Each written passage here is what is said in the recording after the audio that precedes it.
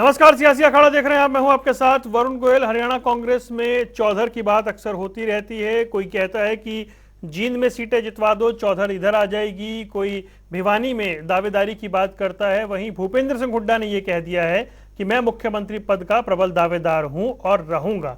यानी उन्होंने एक तरह से अपना दावा ठोक दिया है और जो तमाम कयास थे एक तरह से उन्होंने उसे शांत करने की कोशिश की है। खुलकर उन्होंने ये कह दिया है कि वो प्रबल दावेदार हैं। इससे पहले एक कॉमन सा बयान आता था, सामान्य बयान आता था कि आला कमान तय करेगा, लेकिन अब उन्होंने अपनी दावेदारी ठोक दी है। तो जो कांग्रेस में गुट बने हुए हैं वो गुट अब क्या रिएक्ट करेंगे जब भूपेंद्र सिंह हुड्डा खुलकर ताल ठोकते हुए नजर आ रहे हैं।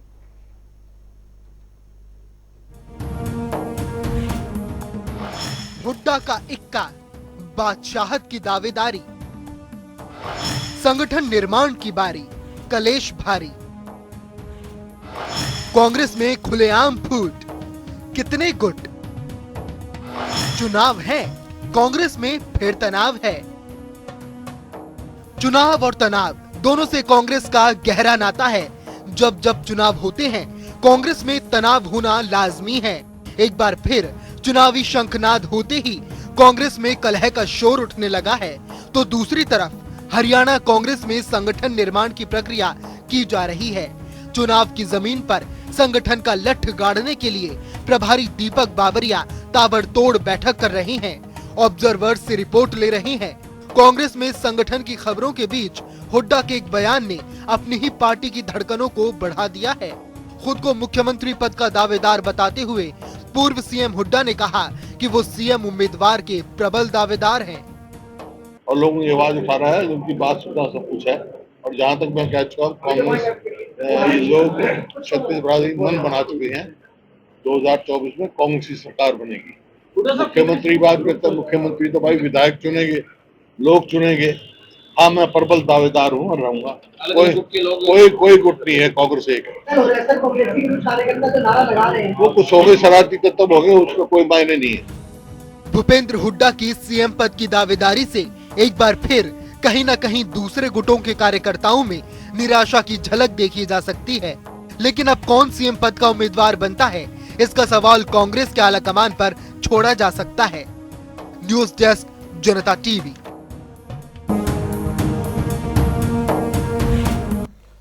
चार खास मेहमान हमारे साथ जुड़ गए। रमन मलिक, प्रवक्ता भारतीय जनता पार्टी, रविंद्र ढोल कांग्रेस का पक्ष रखेंगे, ओंकार सिंह इंडियन नेशनल लोकदल से और नवीन गौड़ है आम आदमी पार्टी से। आप चारों का स्वागत है। रविंद्र ढोल जी, सवाल मेरा सबसे पहले आपसे है, ये जो पिछले दिनों हमने तस्वीरें देखी थी ऑब्जर्वर्स की जो मीटिंग्स को लेकर के, फीडबैक को लेकर के, और जो नारेबाजी हुई, जो जगह जगह बातें हुई, दिल्ली तक शिकायत गई, क्या भूपेंद्र सिंह हुड्डा ने यह कहकर कि मैं प्रबल दावेदार हूं और रहूंगा, उन्होंने इन तमाम गुटबाजी को खत्म कर दिया है? उन्होंने बता दिया है कि भाई मैं हूं। देखिए, कोई भी बड़े नेता जो है अपने बारे में इस प्रकार की चीज कह सकते हैं, उसमें कोई दिक्कत नहीं है। जो नेता हरियाणा के मुख्यमंत्री 10 साल तक, 9.5 साल तक रहे हो, तो नेचुरल सी बात है उनके पास में ये अख्तियार भी हासिल है। तो उन्होंने मीडिया के एक सवाल के ऊपर इस प्रकार की बात कही है। ये दिन नहीं पूछा जाता तो शायद उनको कहने की आवश्यकता भी नहीं थी। तो स्वाभाविक दावेदारों में से एक है, जो भी बड़े नेता है। न मुख्यमंत्री कौन बनेगा, नेचुरल सी बात है कि जो है पार्टी उसका फैसला करेगी। और हुड्डा साहब ने बिल्कुल स्पष्ट कर दिया कि भाई हम सबको साथ में लेकर के चलेंगे, इसमें कोई दिक्कत नहीं है।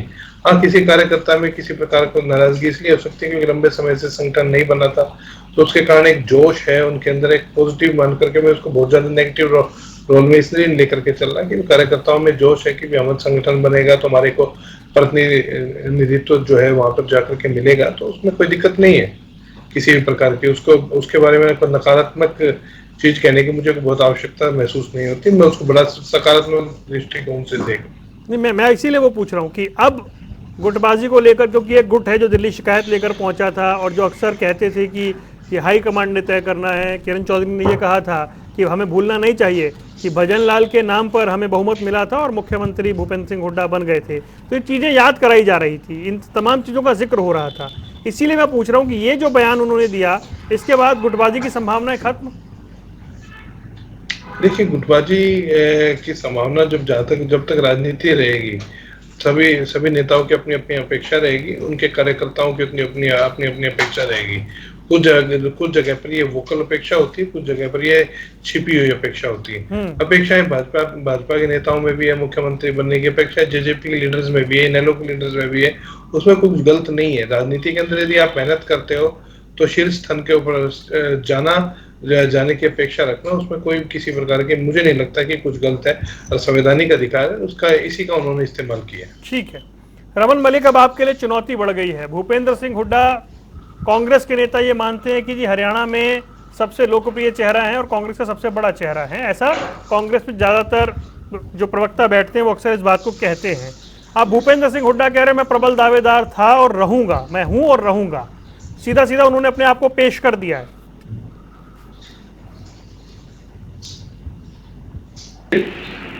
एक चीज को समझना तो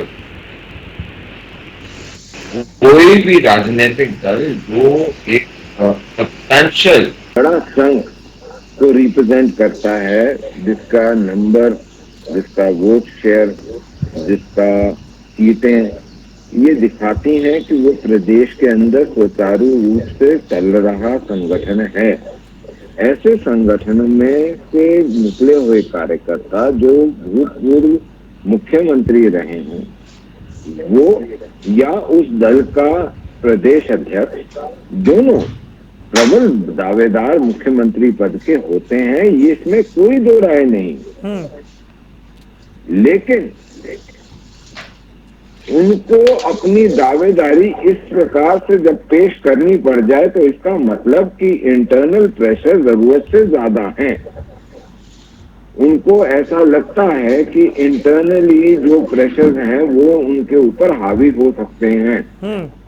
जिस प्रकार से एक नेचुरल की चॉइस कांग्रेस के कल्चर को देखते हुए ये सोचा जाता था कि जीत के बाद जब वीरभद्र सिंह के नाम पे हिमाचल में वोट मिलेगा सिंपैथी वेव में, तो प्रतिभा जी या उनके पुत्र को इस गद्दी को दिया जाएगा। ये कांग्रेस कल्चर था। उसके विपरीत सुक्खू जी को बनाया गया। जब सुक्खू जी को बनाया गया तो वो उस दावेदारी के विरुद्ध चली बात हुई। तो ये पॉलिटिकल साइंस की एक व्यापक एक मेन थ्योरी है कि इस समय अगर आपको इस मजबूरी में आना पड़ता है कि आपको बोलना पड़ जाए कि मैं हूं, तो इसका मतलब आपको कहीं ना कहीं ये लग रहा था कि मैं नहीं हूं, और इसलिए मेरे को देखना, जानना, बोलना, मेरे बारे में चर्चा होनी जरूरी है। तो मेरे को ऐसा लगता है जिस भी विषय की वजह से भूपेंद्र सिंह हुड्डा जी को ये बयान देना पड़ा, वो विषय जो है भूपेंद्र सिंह हुड्डा जी के ऊपर हावी हो गया और उसका खामियाजा भूपेंद्र सिंह हुड्डा जी को भुगतना पड़ेगा। ये एक विषय। दूसरा विषय बड़े स्पष्ट रूप से मैं बोलिए आपके सामने रख दूं। सबसे इम्पोर्टेंट बात एक पॉलिटिकल साइंस के स्टूडेंट के हिसाब से देखने वाली ये है कि इनमें से चाहे वो हुड्डा ग्रुप है या वो एसआरके ग्रुप है, इन दोनों में से कौन सा ग्रुप जो है वो अलग निकल के आईएनएलडी की बराबरी करेगा। क्योंकि निराधार होके अपने आप को आधार युक्त बताने का जो मादा है, जो हिम्मत है, वो रखनी बहुत बड़ी बात है।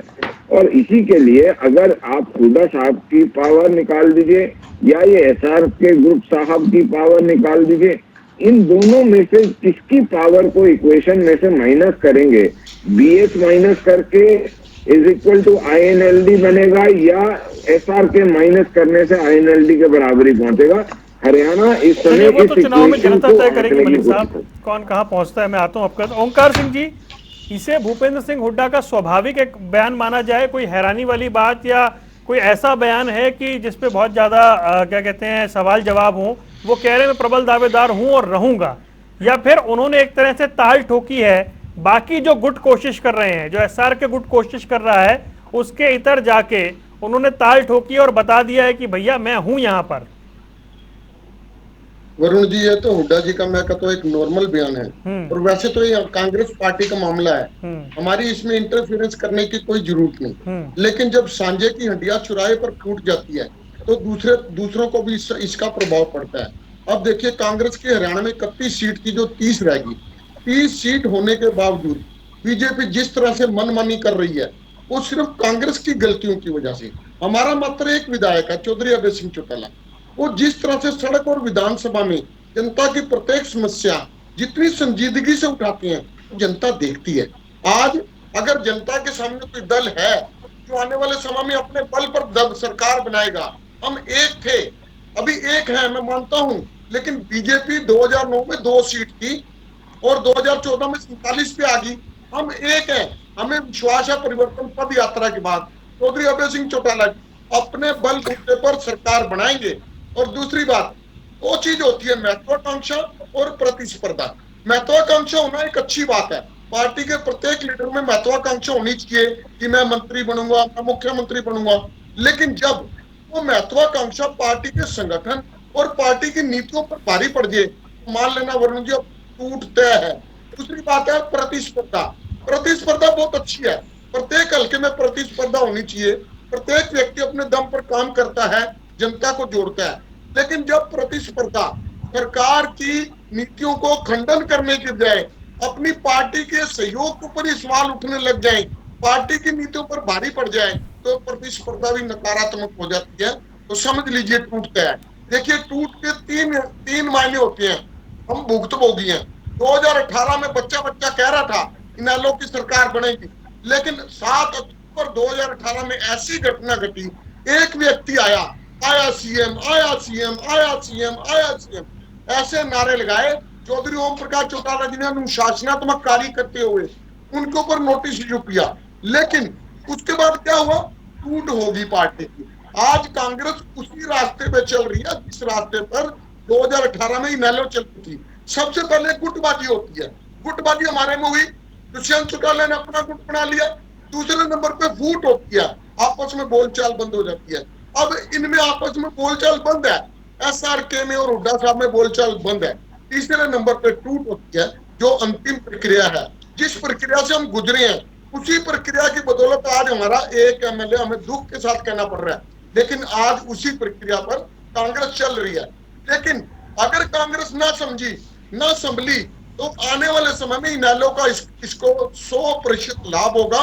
इनेलो अपने दम पर सरकार बनाएगी। ठीक है, आपने उदाहरण दिया। नवीन गौड़, मैं आपके पास चलता हूं। भूपेंद्र सिंह हुड्डा है अब सामने मुकाबले में, उन्होंने अपने आप को आगे रख दिया है और आप लोगों के लिए भी चुनौती हो जाएगी फिर ये। देखिए, भूपेंद्र सिंह हुड्डा जी का कहीं ना कहीं ये डर साफ साफ दिखाई दे रहा है। उनको ना तो अपने आप भरोसा है और ना ही उन्हें पार्टी पर भरोसा है कि पार्टी उन्हें वो जिम्मेदारी देगी, वो जिसके काबिल अपने आप को समझते हैं। तो ये कहीं ना कहीं उनका डर एकदम साफ साफ दिखाई। दूसरा, अहंकार बिल्कुल क्लियरली दिखाई दे रहा है कि उन्होंने स्वयंभू अपने आप को मुख्यमंत्री मान लिया है। इनके संगठन निर्माण में जो दो अलग अलग बातें होगी नवीन भाई, डर है या अहंकार है? एक चीज डर भी और अहंकार भी है। डर तो इस बात का है कि पार्टी उनको वो जिम्मेदारी देगी कि नहीं देगी, जिस जिम्मेदारी को अपने जिसके लिए वो समझते हैं कि वो काबिल है। और अहंकार का इस बात का है कि कोई भी गुट, कोई भी दूसरे लोग पार्टी में कितने भी मजबूत हो, कितने भी सशक्त हो, कितने भी मेहनती हो, मैं ही हूं और मैं ही रहूंगा। तो ये जो अहंकार की भावना है, ये दोनों भावनाएं हैं यहाँ पे, और डर कारण है उस अहंकार के उजागर होने का, ये आप समझिएगा। दूसरा, प्रतिस्पर्धा की बात ओंकार जी ने करी, बहुत बढ़िया। कांग्रेस पार्टी ने आम आदमी पार्टी से प्रतिस्पर्धा मुझे कहीं ना कहीं दिखाई दी। उन्होंने कोशिश करी, आम आदमी पार्टी ने प्रदेश में बहुत बड़ा संगठन खड़ा किया, लगभग 4000 नए कार्यकर्ता, नए पदाधिकारी आम आदमी पार्टी ने नियुक्त करे, जिसकी 3 सितंबर को हमने उनका शपथ ग्रहण समारोह किया। और उसके तुरंत बाद उसके आसपास जब आम आदमी पार्टी संगठन का निर्माण कर रही थी, इनके कार्यकर्ताओं में जूता पुजारी हो रही थी। तो एक हरियाणवी में कहावत है, बोला घरा खीर तो बाहर खीर। इनके जब अंदर खाते ही जब इनके आपस में जूता पुजारी हो रही है, तो बाहर ये विपक्ष की भूमिका किस प्रकार से निभा पाएंगे, किस प्रकार से भाजपा को उनका आईना दिखा पाएंगे कि वो किस प्रकार से जनता को दुखी उन्होंने कर रखा है अपनी गलत नीतियों को लेकर। ठीक है नवीन भाई, हो गया आपके हाथ में। आता हूँ मैं। रविंद्र ढुल साहब, 3 अलग अलग बातें आई। रमन मलिक उन्होंने कहा कि बहुत दबाव में है तब ऐसी टिप्पणी करनी पड़ी। ओंकार सिंह जी कह रहे हैं ये टूट की ओर बढ़ रहा है मामला, और अपनी ही पार्टी का उन्होंने उदाहरण दिया। और नवीन गौड़ कह रहे हैं कि ये तो दिखा रहे हैं कि मैं ही सब कुछ हूं। देखिए वरुण, एक बात बताइए, कोई पत्रकार साथी मुझसे पूछे कि ढुल साहब आप कभी चुनाव लड़ोगे, नहीं है कह दो मैं नहीं लड़ूंगा। क्यों नहीं करूंगा? मैं भी यदि मैं राजनीति में हूँ तो मैं कहूंगा कि मैं लड़ूंगा। अगर हुड्डा साहब को कोई ये पूछे कि हुड्डा साहब क्या आप जो है मुख्यमंत्री पद के दावेदार है, उन्होंने कहा बिल्कुल हूँ। मतलब समझ में नहीं आता कि एक प्रश्न, एक स्वाभाविक से प्रश्न के ऊपर, एक स्वाभाविक से टिप्पणी के ऊपर इतना बवाल खड़ा करने का मतलब बचता ही नहीं है। यदि प्रश्न नहीं होता तो इसकी टिप्पणी नहीं होती। वो है भाई दावेदार, वो उनके साथ में और भी हैं, वो भी दावेदार है। इसमें गलत क्या है? मुझे समझ में नहीं आ रहा क्या गलत है। मैं तो ये जानना चाह रहा हूँ, हर एक राजनेता यही कहे। हाँ देखिए, उन्होंने जो कहा मैं उसके ऊपर ही मैं बता रहा हूँ। वो दावेदार हैं, वो कह रहे हैं। उनसे पूछा गया कि क्या आप दावेदार हैं, उन्होंने कहा बिल्कुल हूँ, कल भी था, आज भी हूँ, कल भी रहूंगा। उसमें क्या गलत है? उन्होंने कहा कि पार्टी में कोई गुटबाजी नहीं है, सब मिलकर के काम करेंगे। वो उसके ऊपर हम टिप्पणी नहीं करते। कौन सा उन्होंने दबाव दिखाया, कौन सा उन्होंने धक्केशाही दिखाई, कौन सी उनके मुंह से ऐसी कोई टिप्पणी निकली जिससे कोई व्यक्ति या कोई नेता जो है किसी भी प्रकार से खफा हो जाए? कोई राविंदर जी थोड़ी ना है जो लगातार दिन दाड़े जो है ग्रुप हाईकमान से शिकायत करने पहुंचा ना।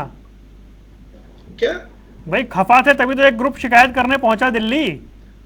मुझे क्या पता किसके बारे में शिकायत करनी। आपको समझ में आया हो तो आया हो, मुझे समझ में नहीं आया। उन्होंने तो हमारी कोई शिकायत नहीं हुई। उन्होंने बाहर आकर, मुझे नहीं पता कि उन्होंने तो बाहर आकर ये भी कहा कि एक तरफा चल रहा है और कार्यकर्ताओं की पीड़ा और वेदना लेकर आए हैं। वो किसके बारे में टिप्पणी कर रहे थे हमें क्या पता? आप मीडिया साथी है, जाकर के पूछिए। नहीं पूछा था ना, बकायदा पूछा था। किसके बारे में टिप्पणी बकायदा पूछा था। बापू बेटा नहीं पता किसको कह रहे थे लोग। देखिए राजनीति के अंदर यदि किसी नेता से आप उनकी इच्छा पूछेंगे, वो अपने कद के हिसाब से उत्तर देंगे।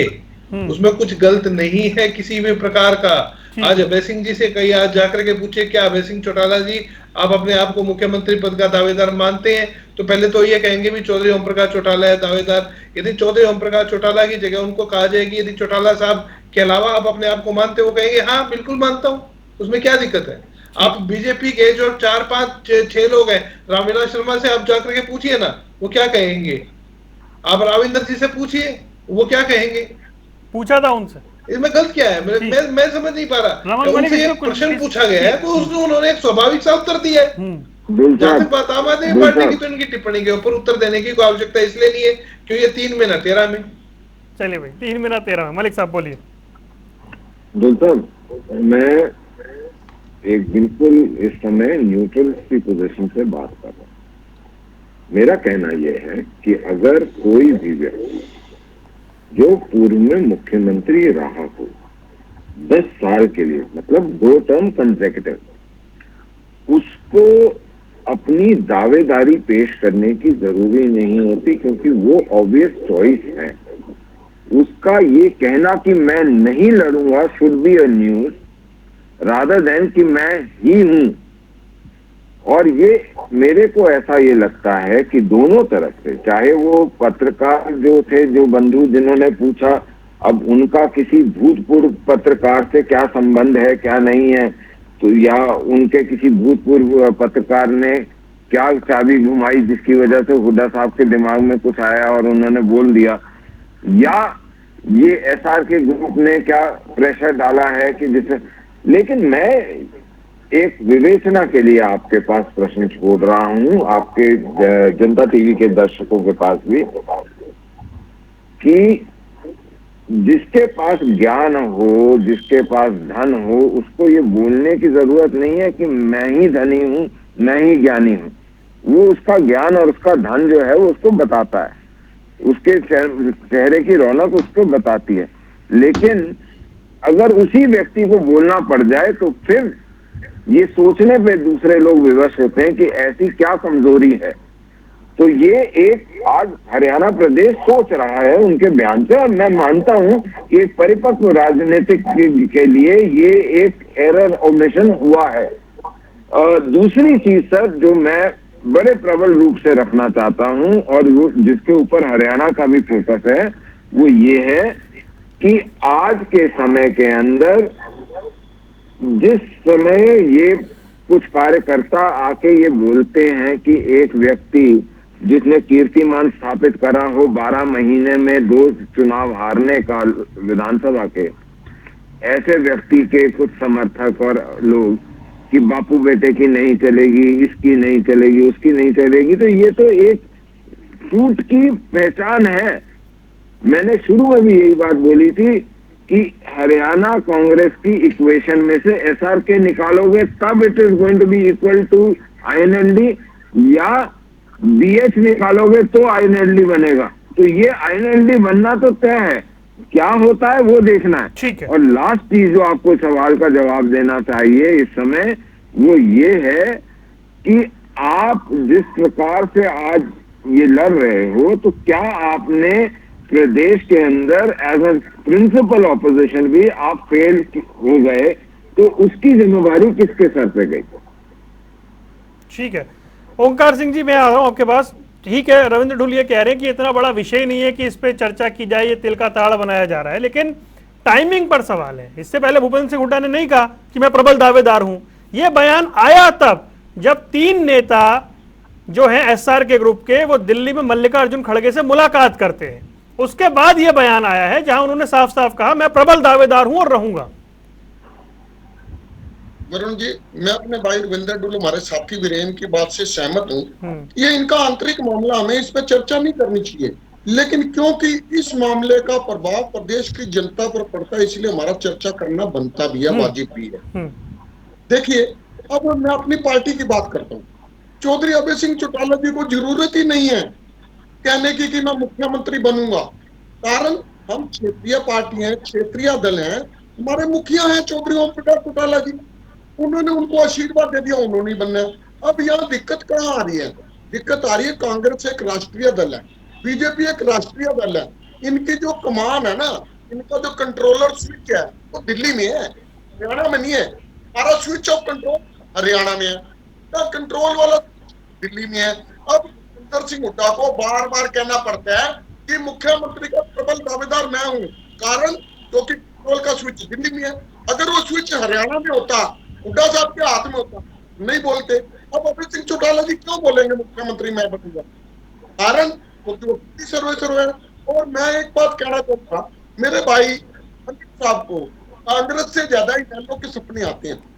ये बार बार एक ही बात कह रहे थे कि एसआर के निकल के कांग्रेस में थे तो इनेलो बन जाएगा, हुड्डा निकल जाए तो इनेलो बन जाएगा। देखियो, इनेलो कोई बनेगा नहीं बनेगा, लेकिन आने वाले समय में इनेलो सरकार बनाने जा रही है, ये रमन मलिक जी नोट कर ले। और दूसरा, ये जो बीजेपी नहीं बनाई तो 2000, कोई बात नहीं, मेरी बात पूरी हो ले तो नहीं बनाएंगे, चर्चा करेंगे हम, आप अपने समय पर बोलो। देखिए, 2009 में कोई व्यक्ति कह सकता था कि बीजेपी जैसी पार्टी जिसकी जिंदगी में 2, 3, 4 इससे ऊपर कभी सीटें ही नहीं आई, वो कभी हरियाणा की कमान संभालेगी? और आपकी सरकार कभी हमारे बिना बनी नहीं है। कांग्रेस से परेशान आईएनएलडी की या नॉन कांग्रेस दल की कोई सरकार हरियाणा में बिना भाजपा के नहीं बनी, ये भी इतिहास में भूलिए। प्रयोग कर रहे हैं, ये तो देखना आप 2024 में हम एक सीट है हमारे पास, एक बार बार कह रहा हूं रमन जी, एक सीट है, और एक सीट से कैसे 50-55 बनेगी, ये आप भी देख कर। ठीक है, ठीक है। नवीन गौड़ भाई, ये जो बयान है ये सामान्य सी बात है, और वो कह रहे हैं कि मैं सबका जवाब देना ही जरूरी नहीं है क्योंकि आप लोग उस मुकाबले में ही नहीं है।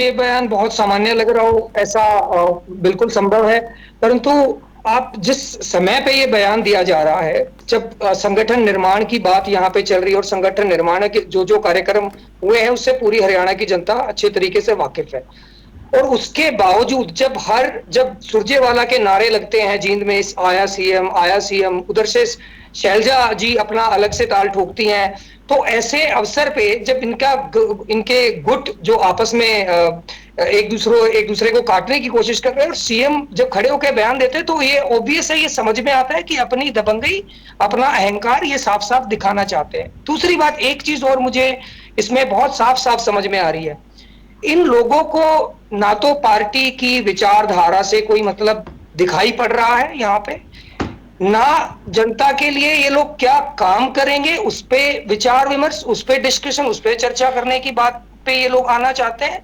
इनको पद की लड़ाई की समस्या ज्यादा, पद की जो लड़ाई है वो ज्यादा इंपॉर्टेंट दिखाई दे रही है जनता के मुद्दों के अलावा।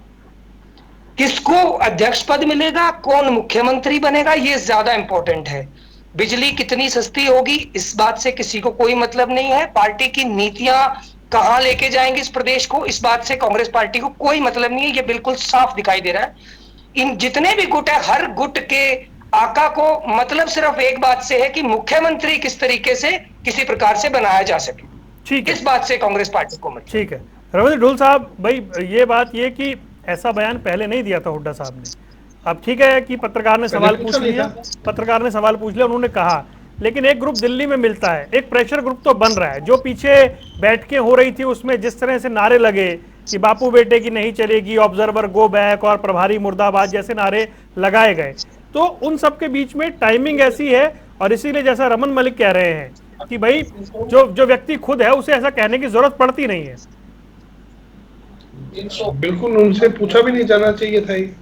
मैं फिर वही हूँ, यदि पत्रकार साथी ना पूछता तो नहीं कहते। उन्होंने खुद से थोड़ी ना कहा, उनसे पूछा गया कि आप मुख्यमंत्री पहले वो कहते थे कि भाई वो तो विधायक तय करेंगे, वो पहले कहते थे, वो पहले भी कहते थे कि विधायक तय करेंगे। इस बार उन्होंने जोड़ दिया इसको कि इसका जवाब समय में देगा, इसका जवाब पार्टी देगी।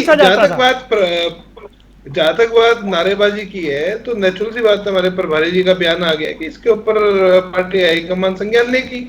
उसके बारे में तो मुझे टिप्पणी करने की आवश्यकता ही नहीं, क्योंकि उनका बयान बिल्कुल सार्वजनिक है, उसमें कोई ऐसी कोई चीज नहीं है। लेकिन जहां तक बात आ गई इसी चीज की भी, मैं ही हूँ, मैं ही रहूंगा, ऐसा कुछ तो हुड्डा साहब ने, मैंने तो सुना, उन्होंने ऐसा तो कुछ नहीं कहा। उन्होंने कहा मैं उनसे जैसा पूछा गया, जिस संदर्भ में पूछा गया, उन्होंने वैसा उसी संदर्भ में उन्होंने कहा है कि कल भी दावेदार था, आज भी हूँ, रहूंगा।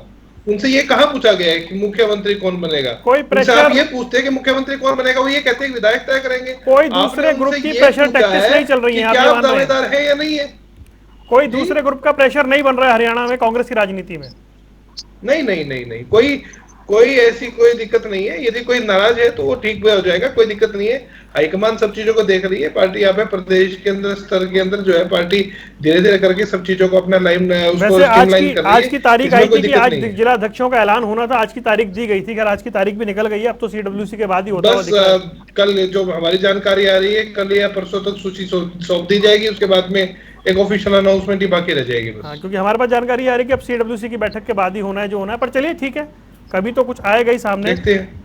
जी रमन मलिक साहब, भाई वो कह रहे हैं कि रविंद्र ढुल कह रहे हैं कि वो सवाल ही गलत पूछा गया, और जब पूछा गया तो उन्होंने कह दिया, बात इतनी सी है बस। कोई प्रेशर टैक्टिक्स है ही नहीं हरियाणा कांग्रेस में। भाई सवाल तो ये 10वीं बारी पहले हुड्डा साहब को पूछा गया है, और तब वो कहते थे विधायक तय करेंगे। उसका जवाब वो बार बार इतने सुलझे हुए तरीके से देते थे। ये आज फिसलन कहां से आ गई, ये एक विषय है सोचने का।